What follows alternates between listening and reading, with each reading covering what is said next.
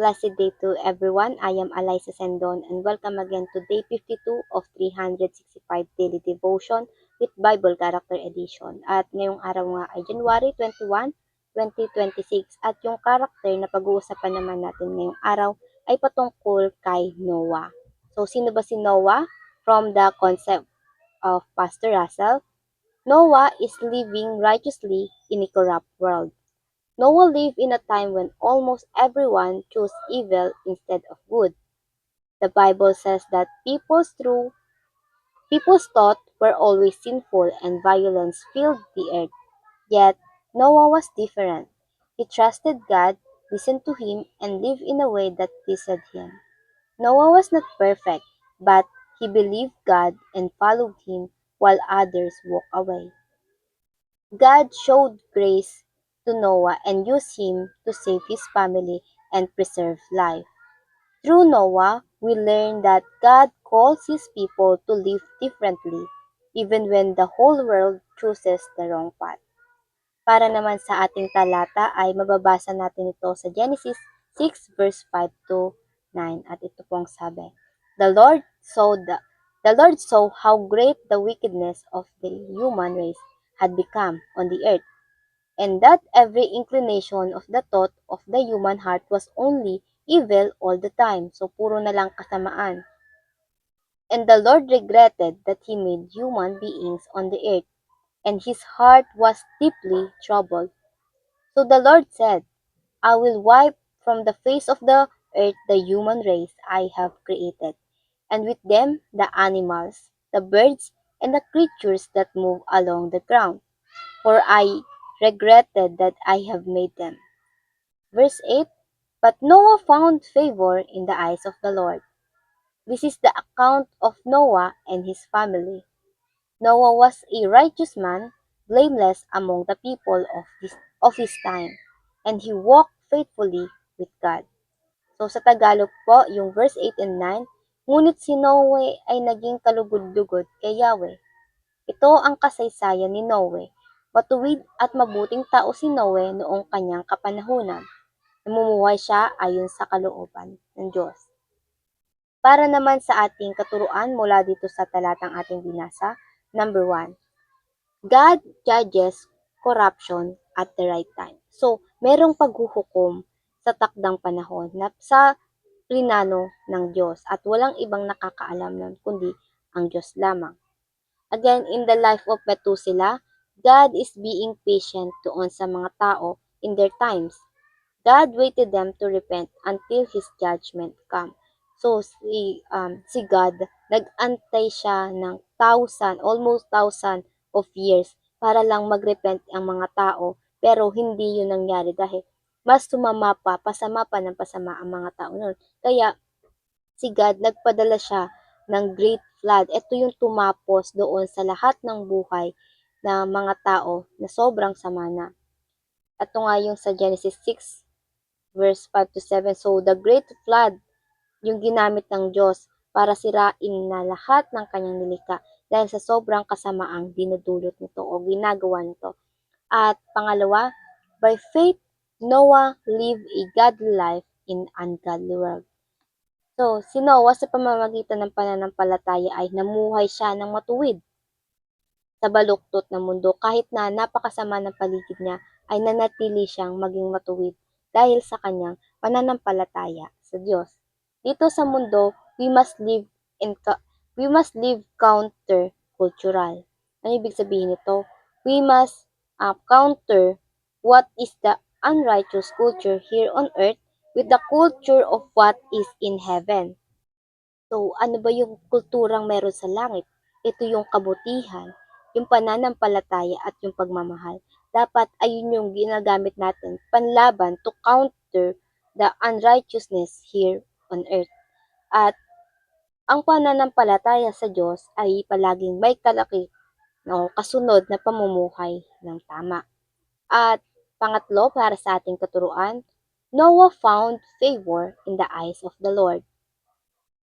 Sabi nga sa Genesis 6 verse 8, so natagpuan ng Diyos si Noah na nagiging kalugod-lugod sa kabila ng labis na kasamaan sa kanyang paligid. Kahit na sobrang sama, kumbaga sa mata ng Diyos ay nagliliwanag si Noah kasi yung paligid, yung bawat tao, nagiging madilim na dahil sa kasamang nilang ginagawa. But si Noah, nagiging standout siya, may standout kay Noah. Ayun nga yung liwanag. At sabi sa 2 Chronicles 16 verse 9, ang Diyos, nililibot niya ang kanyang paningin sa bawat tao para makita niya yung committed sa kanya at ayun yung nakita niya kay Noah. At ganun na rin nawa ang makita sa atin ng Diyos. Matagpuan niya tayo nawa na nagtatapat sa Kanya, bagamat ang mundong ginagalawan natin ay salungat sa Kanyang kalooban. At makita niya tayo na sumasalungat hindi sa Kanya, kundi sa mundo. At para naman sa ating application, paano ba natin ito maisa sa buhay? Number 1, speak about the righteous judgment of God. So, i-share natin yung patungkol sa coming judgment ng Panginoon na magkakaroon ng paghuhukom sa itinakdang araw. Merong final judgment at ito, lahat tayong tao, matuwid man o hindi, believers man or not, lahat ng tao ay haharap sa Panginoon. Ito yung tinatawag na second coming of Jesus Christ. And as well, meron pang judgment na rin ngayon sa kasalukuyan na hindi lang pang future. Ito yung judgment na pinapataw ng Diyos, kumbaga parusa. At nararanasan din natin ito sa kasalukuyan. And meron pang ultimate, kasunod nun, yung ultimate judgment. Ito na yun, pagdating ni Jesus Christ. Again, speak about the righteous judgment. Tell it to our loved ones, if you truly care about them, upang sa pagharap nila sa paghuhukom, pagdating ng panahon ay meron silang Kristo sa kanilang puso. At pangalawa, stand out by living differently for God. Magliwanag ka sa mundong madilim katulad ni Noe.